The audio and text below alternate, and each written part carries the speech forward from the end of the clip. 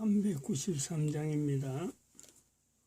우리들의 싸울 것은 혈기 아니요 우리들의 싸울 것은 육체 아니요 마귀 관계 힘써 싸워 깨쳐버리고 죽을 영혼 살릴 것일세.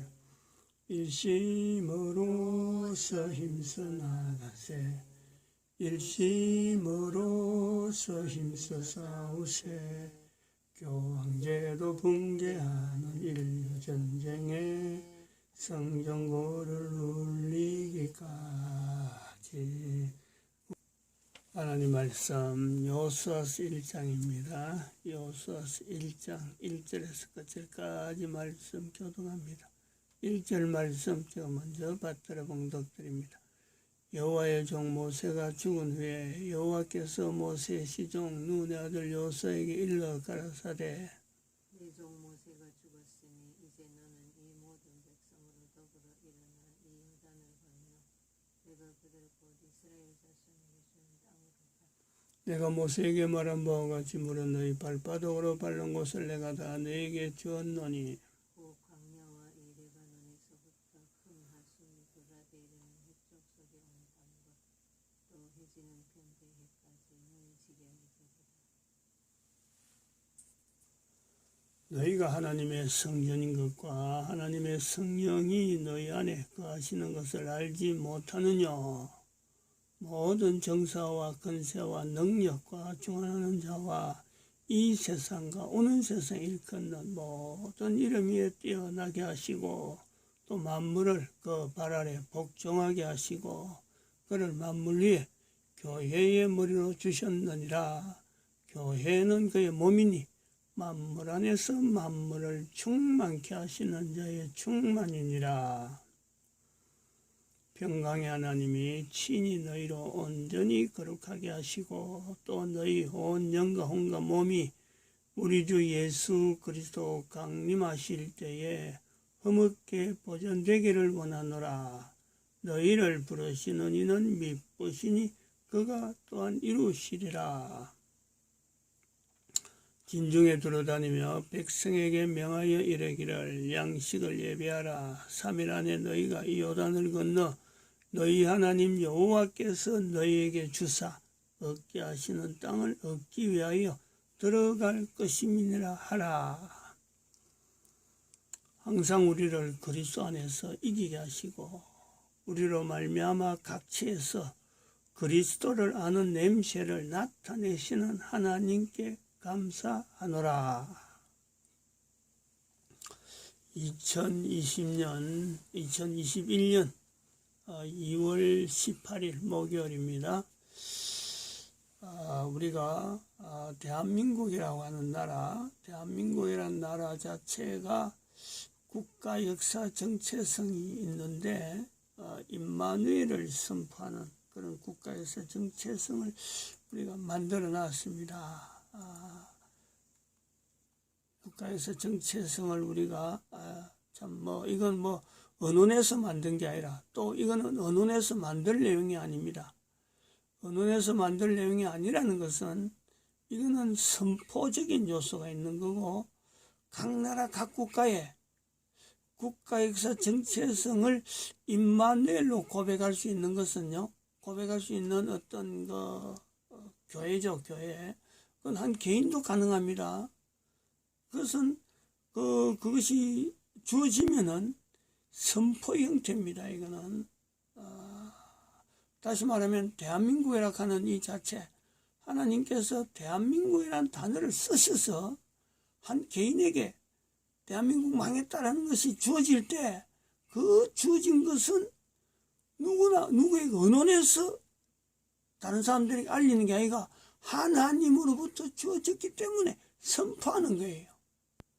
또 한 개인은 2012년도에 인류 종말 시대에 대한 이것을 누가 언론에서 얻은 게 아닙니다. 이걸 하자 하고 한 거 아니에요. 하나님의 섭리 가운데 인류 종말 시대에 대한 내용을 인지해가지고 품고 있다가 대한민국 망했다는 이 말씀이 나오면서 이것을 연결해서 지금이 인류 종말 시대를 알려야 될 때구나. 왜냐하면 전염병이 코로나 전염병을 통해서 이것을 전 세계에 확산되는 가운데 하나님께서 지금 인류 종말 시대를 알리는 전염병의 내용을 지금 연결하는 거죠. 그건 대한민국 망했다고 연결했기 때문에 가능하지. 이 대한민국 망했다는 것이 연결 안 했으면은 이거는 인류 종말 시대는 그냥 개인이 그냥 덮어두는 거예요. 이런 일이 있을 거야. 앞으로 누군가는 이 인류 종말 시대를 깨닫겠지. 그렇게 넘어가는 내용이었어요. 그런데 대한민국 망했다라는 이 표현이 나오기 때문에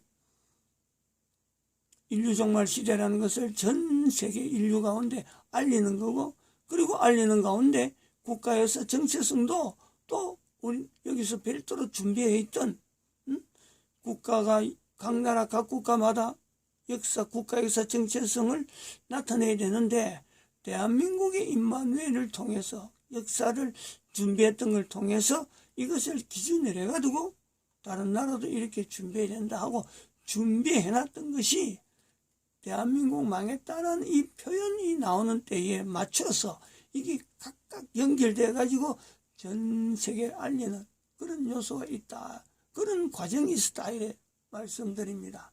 그리고 이것은 마침내 예수회라고 하는 지금 그 사탄의 행적으로 있는 예수회, 이것을 교황의 제도, 교황제도와 더불어서 이 예수의 이름 자체에 있는 이 내용, 교황제도 붕괴를 우리가 외칠 수밖에 없었고, 작년 8월 23일 날 그때부터 교황제도 우리 시대에 이걸 해야 된다 하고 선포한 거죠.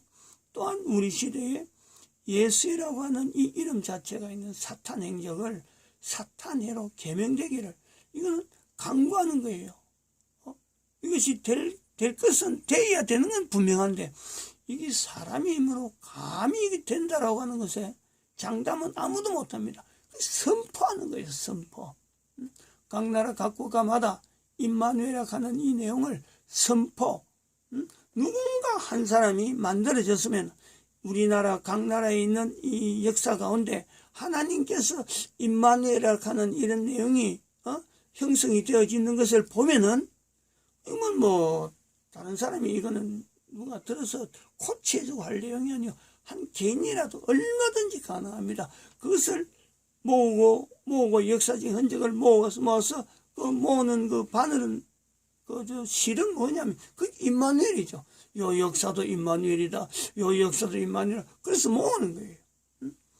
그렇게 해서 선포하면은 그 국가는 임마누엘이 형성되는 건데, 임마누엘이 형성이 안 되는 국가는, 그 국민은 앞으로 존재가 어렵다. 존재하기가 힘들 것이다. 이런 내용이 2012년 이후에 진성화폐 경제종사자에 들어오지 않는 이 인구는 결국엔 창세기 6장에 있는 말씀대로 네피림이라는 존재 때문에 인구는 계속해서 감소되고 공백상태로 되면서 70억의 인구가, 전 인류가 계속 줄어들면서 마침내 어떤 때가 되면은 인류 종말 시대가 올 것이다. 여기는 방주 형태로 되어갖고 살아남는 사람들, 우리가 1억 3,300만 명, 14만 4천 명에서 1억 3,300만 명이라는 숫자를 여기다가 우리가 상징적으로 여기서 거주할 사람들은 아마 그 정도 인구는 되지 않겠느냐. 그 이상이 되면 좋죠. 모든 인류들이 다 참 예수님 오실 때 반갑게 맞이할 수 있으면 좋은데, 최소한의 14만 4천 명의 숫자에 연결되는 1억 3,300만 명을 우리가 지금 이렇게 바라고 있는 겁니다. 이런 점에 우리가 오늘은 미국이라고 하는 나라를 한번 역사적인 어떤 내용과 더불어서 한번 살펴봐야 될 내용이 있겠다 이래 보고 있습니다. 이 저스티스라는 유튜브인데, 여기서 나오는 미국 연방준비제도의 탄생, 요걸 한번 보겠습니다. 오늘 저녁은 어디서?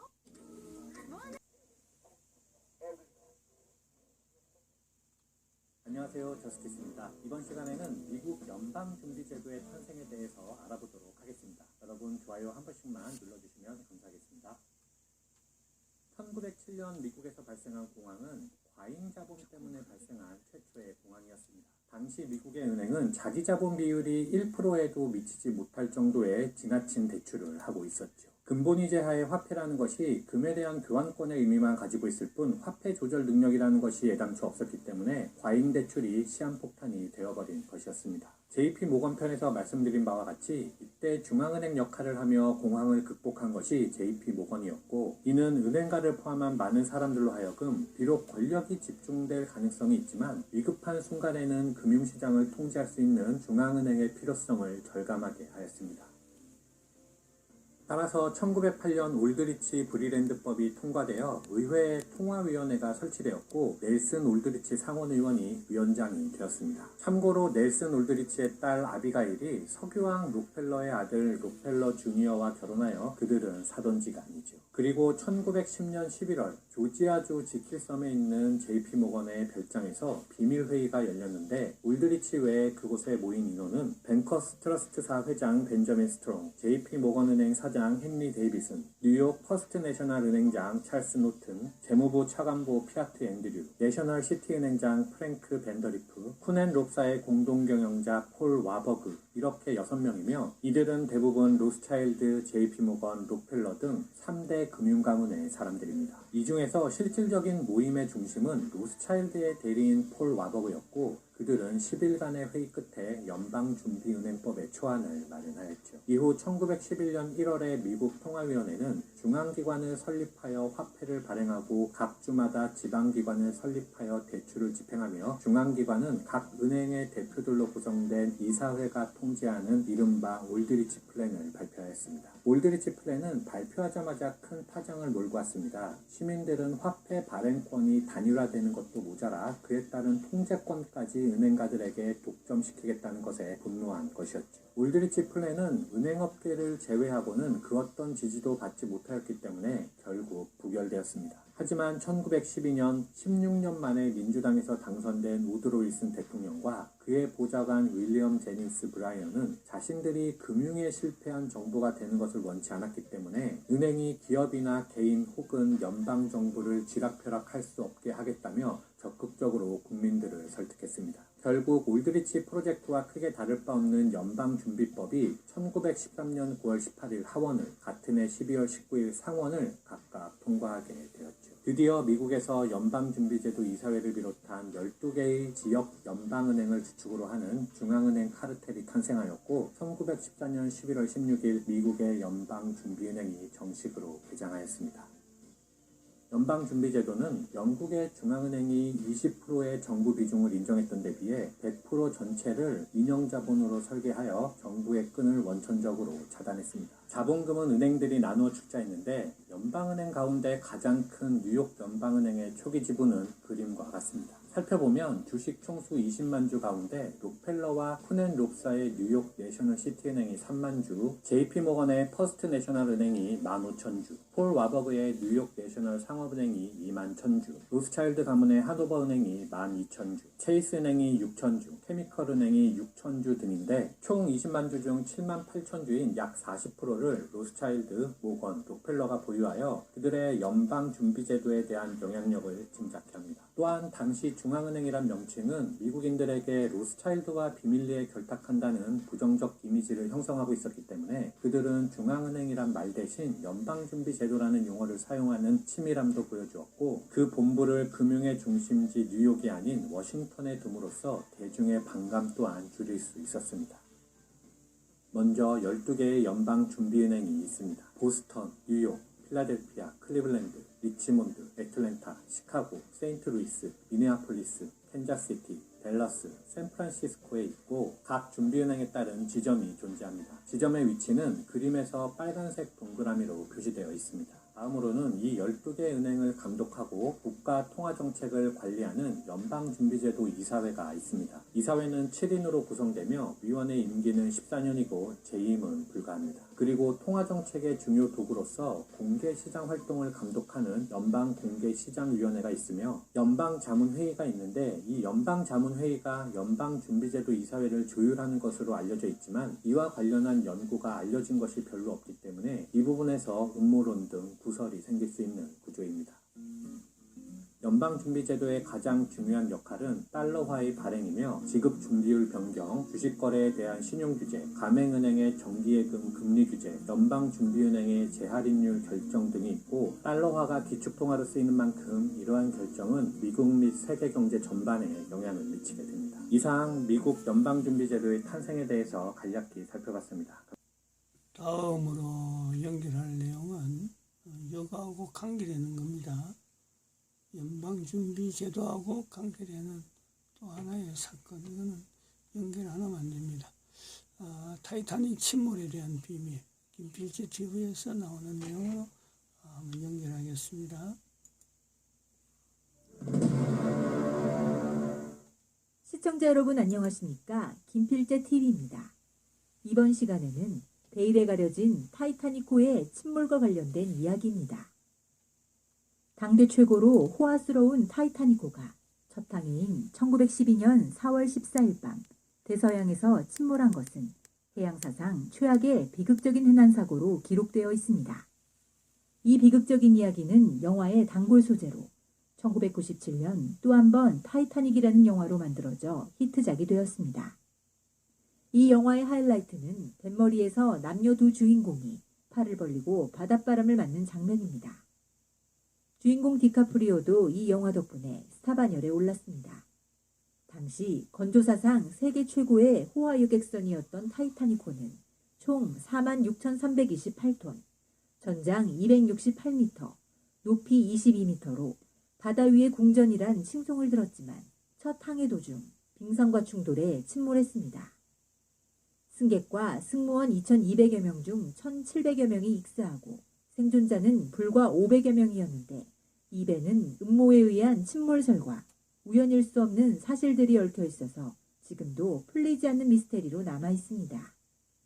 수많은 사람들이 이 침몰선의 잔해를 찾고자 노력한 끝에 1985년 뉴펀들랜드에서 640km 떨어진 차디찬 바닷속 3,900m 아래에서 미국의 해양학자 로버트 빌라드 일행이 타이타닉호를 발견했습니다. 이들은 학자적 양심에서 타이타닉호의 유물에는 손을 대지 않고 영국의 인양회사에 정보를 넘겨주었습니다. 이 정보를 받은 영국의 인양회사인 RMS 타이타닉사가 침몰선에서 많은 유물과 보물을 건져냈습니다. 이들은 인양한 보물들을 가지고 세계를 돌며 타이타닉 유물 전시회를 개최해 해마다 수천만 달러씩 벌어들이고 있습니다.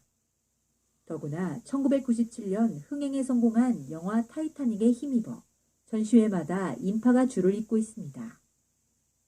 실제로 타이타닉호는 건조 당시부터 숱한 화제를 불러일으켰습니다. 이 배의 재원이나 규모, 호화로움 등 모든 것이 세계 최초, 최대, 최신 등의 수식어가 붙은 바다 위의 궁전 같은 여객선이었던 것입니다. 이러한 배가 첫 항해에서 빙산과 충돌해 반동강으로 깨져 침몰했다는 것은 여러모로 의구심을 자아낼 수밖에 없었을 것입니다. 그래서 사고 후 여러 청문회가 열렸지만 침몰선을 인양하지 못해 과학적인 규명은 불가능했습니다. 또한 왜 빙산을 피하지 못하고 침몰했는가도 선장이나 갑판장, 기관사 등이 모두 사망해 밝혀진 것이 없습니다. 그래서 나온 것이 음모설인데 가장 핵심이 될 만한 것은 두 가지입니다. 첫 번째 음모론은 배를 건조한 선박회사가 부도 직전이었는데 부채를 갚기 위해 엄청난 보험을 들고 배가 쉽게 침몰하도록 건조했다는 것입니다. 타이타닉 침몰의 내막을 자세히 들여다보면 실제로 여러 가지 의문스러운 점이 많습니다. 거대한 규모와 최고의 안전을 자랑했던 호화 여객선이 빙산에 살짝 부딪힌 사고로 3시간 만에 침몰할 수 있을까? 그리고 어쩌다 1,500명 이상의 희생자가 나오게 되었을까? 이에 대한 답은 침몰한 타이타닉호의 주인인 화이트 스탈라인사가 보유한 또 다른 호화유객선 올림픽호와 관련이 있다고 볼 수 있겠습니다. 당시 세상의 어떤 호화유객선에도 밀리지 않을 만큼 훌륭한 시설과 규모를 자랑했던 타이타닉호와 올림픽호. 두 배는 묘하게도 외관은 물론 내부 구조가 거의 같았습니다. 바로 이 점이 타이타닉호 사고 후 세간에 의혹의 불씨를 제공합니다. 타이타닉호를 진수하기 2년 전 올림픽호는 처녀항해에서 예인선이 선미에 말려 들어가는 사고가 일어나 수리를 위해 독에 들어갑니다. 하지만 수리 후에도 1년도 채 되기 전에 잦은 사고를 일으키며 회사의 애물단지로 전락했습니다. 거듭된 사고에 따른 수리비도 어마어마했습니다. 수리보다는 스크랩, 즉 배를 해체하여 고철로 만드는 편이 낫겠다는 의견도 많았지만 화이트 스탈라인사는 계속해서 수리만을 고집했습니다. 한편 타이타닉호는 완성 직후 약 100만 파운드 상당의 보험을 듭니다. 이는 배를 건조하는 데 든 비용의 3분의 2에 해당하는 거액이었습니다. 이러한 정황 때문에 화이트 스탈라인사가 보험금을 노리고 수리 중인 올림픽호와 타이타닉호를 바꿔치기 한 것이 아니냐는 의혹을 사게 되었습니다. 즉 올림픽호를 타이타닉호로 속인 채 사고로 침몰시키면 거액의 보험금도 타고 신제품인 진짜 타이타닉호도 얻을 수 있다는 계산 아래 이 같은 사고를 계획했다는 소문이 떠올랐습니다. 이러한 의혹에는 몇 가지 근거가 있습니다. 먼저 타이타닉호와 올림픽호의 설계도가 둘 다 발견되지 않은 점입니다. 제2차 세계대전 때문에 소실되었다고는 하나 그렇게 큰 배의 설계도가 한 장뿐이었을 리 없습니다. 그리고 설계도가 여러 장 있었다면 모두 분실했다는 것도 이상합니다. 또한 세계 최고의 호화유객선이라는 명성과는 달리 선내에서 사용된 식기에는 타이타닉이라는 글자와 로고가 없었다고 합니다. 즉, 그 배가 타이타닉호임을 증명하는 비품이 전혀 없었다는 것입니다. 이후 조사에서 타이타닉의 표식인 401이 적힌 선체 일부가 발견되었으나 타이타닉호에 쓸 예정이었던 부품을 올림픽호 수리에 사용한 사실이 있으므로 침몰한 배가 타이타닉호라는 결정적 증거가 되지 못합니다. 무엇보다도 거듭된 사고로 무용지물이 된 올림픽호가 이후 25년 동안 멋진 활약을 보여주었다는 사실이야말로 거의 불가사의에 가까운 일입니다. 스크랩 직전의 배가 어떻게 25년이나 거친 바다를 항해하며 버틸 수 있었을까? 특히 당시 경영난에 매우 허덕이던 화이트 스탈라인사는 타이타닉호 사고로 인한 거액의 보상보험금으로 어려움을 극복합니다. 이처럼 타이타닉호 침몰을 둘러싼 여러 가지 의심스러운 정황은 많지만 의혹은 여전히 풀리지 않고 있습니다. 또 다른 음모론은 유럽은행을 장악한 유대인 자본가들이 미국 연방준비은행을 설립하고자 했는데 이에 반대하는 자들을 제거하기 위해 준비한 사고였다는 것입니다. 사람들은 미국과 전 세계를 지배하고 있는 국제금융집단 및 가문에 관해 숱한 억측과 무수히 많은 신화를 창조해냈습니다. 화폐전쟁 제3장 2절 월가의 7인 연방준비은행의 마쿠 추진자의 첫머리에서 숭웅비는 다음과 같이 무디스 인베스터스 서비스의 창시자 존 무디의 말을 인용했습니다. 월가의 7인은 현재 미국의 거의 모든 인프라 산업과 자원을 관장하고 있다. 그중 JP 모건, 제임스 힐, 조지 F 베이커는 모건 그룹에 속해 있다. 나머지 네 사람은 존 데이비슨 록펠러, 윌리엄 록펠러, 제임스 스틸먼, 야곱 슈프로, 스탠더드 오일 시티은행 그룹에 속한다. 그들이 구성하는 자본의 핵심 축이 미국을 통제하고 있다. 이 그룹 또는 가문 가운데 모건 가문이 세간의 관심을 가장 먼저 받았습니다. 사람들은 그들에 대해 무한한 호기심을 발휘하며 상상의 나래를 펼쳐 여러 가지 이야기들을 지어냈습니다. 타이타닉호와 FRB에 관한 이야기도 그중 하나입니다. 타이타닉 음모와 FRB라는 글은 일루미나티와 모건 가문이 FRB의 통제권을 손에 넣기 위해 타이타닉호를 둘러싸고 치열한 함투를 벌였다고 단정합니다.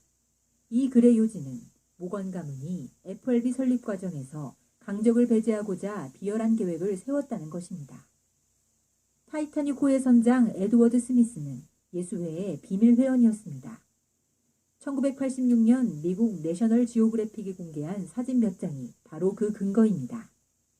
사진 속에는 타이타닉호가 출항하기 전 스미스 선장이 예수회의 교구장 프랜시스 브라운 신부와 만나는 장면이 담겨 있습니다. 음모론자들은 이것이 브라운 신부가 스미스에게 타이타닉호가 예수회의 적임으로 그 배를 침몰시킬 것을 명령하는 장면이라고 주장합니다. 이후 예수회는 배와 함께 수장된 스미스 선장을 열사로 추모했습니다. 그의 영웅적인 순직 때문이 아니라 그가 임무를 훌륭하게 완수했기 때문입니다. 흥미로운 사실은 타이타닉호의 선주인 모건 가문이 이 배의 첫 출항 당시 거액의 보험에 가입했다는 점입니다. 당시의 혁신적인 기술로 건조해 침몰하지 않는 배라고 불렸던 대형 선박에 거액의 보험을 들어놓았다는 사실은 뭔가 수상합니다.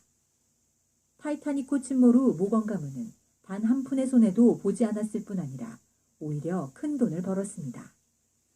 더 흥미로운 사실은 이 배의 출항식을 위해 자신의 명의로 수많은 초청장을 돌렸던 JP 모건 본인은 출항 이틀 전 갑작스런 배탈이 나서 타이타닉호를 타지 않았다는 점입니다. 하지만 기자들은 타이타닉호 침몰 이틀 후 JP 모건이 왕성한 정력을 과시하며 자신의 정보와 미래를 즐기고 있는 것을 발견했습니다. JP 모건은 FRB 설립을 추진하고 있는 금융권 인사들에게 초청장을 보내 세계적으로 화제가 된 타이타닉호 선상에서 호화롭고 낭만적인 시간을 보내자고 설득했습니다. 그 초청장을 받고 타이타닉호에 승선했던 미국 금융계 인사들은 결국 타이타닉호와 함께 바닷속으로 가라앉고 말았습니다. 배가 침몰하기 시작하자 승무원이 SOS 신호를 보내려고 했지만 선박 책임자가 이를 저지했던 것도 금융계 거물들을 FRB 이사 명단에서 완벽하게 제외시키기 위함이었습니다. 타이타닉호 침몰 8개월 후 희생자 가족들이 아직 비통에 잠겨 있을 때 FRB가 설립되었고 모건과 록펠러 가문이 FRB의 최대 권력을 장악했습니다. 마지막으로 이들 음모론과는 별개로 미스테리한 점은 따로 있습니다. 타이타닉호가 침몰하기 14년 전에 이 타이타닉과 거의 흡사한 내용의 단편소설이 출간된 바가 있었습니다. 미국의 모건 로버트슨이라는 단편소설가가 쓴 무용지물이란 소설에서 아주 정확하게 타이타닉호의 비극을 그렸습니다. 실제 침몰 사건 때에는 이 소설가가 사망한 후라 어떻게 이런 예지력 있는 소설을 썼는지는 밝혀진 바가 없습니다. 이 소설은 제목도 타이탄이었습니다. 호화 여객선이라는 점을 비롯해 첫 항해의 사고, 출발 항구도 같은 사우스햄튼, 북대서양에서의 침몰, 빙산 충돌로 인한 침몰, 4월이라는 침몰 일시, 배의 길이, 세개의 프로펠러, 승선 인원수, 구명 보트수 등이 정확하게 일치했습니다. 이 소설가는 또 하나 신비한 단편을 썼는데 이 소설을 집필하던 시기에는 상상도 못할 비행기 폭격에 관한 내용이었습니다. 소설에서는 비행기에 기관총을 장착하거나 폭탄을 적재하여 도시를 폭격하는 끔찍한 참사를 그렸습니다. 그로부터 30년 후 1941년 12월 8일 소설의 내용처럼 일본군이 하와이 진주만을 비행기로 기습 공격했습니다. 지금까지 시청해주셔서 감사합니다. 타이타닉의 침몰은 어떻게 보면은 지금 현재 그 우리 인류 종말이라고 하는 또 그 태양계 종말이라고 하는 부분에 분명한 그 노아 방주 사건, 예수님 오심, 요것의 모델이라 이래 볼 수 있습니다. 마칩니다. 기도드립니다.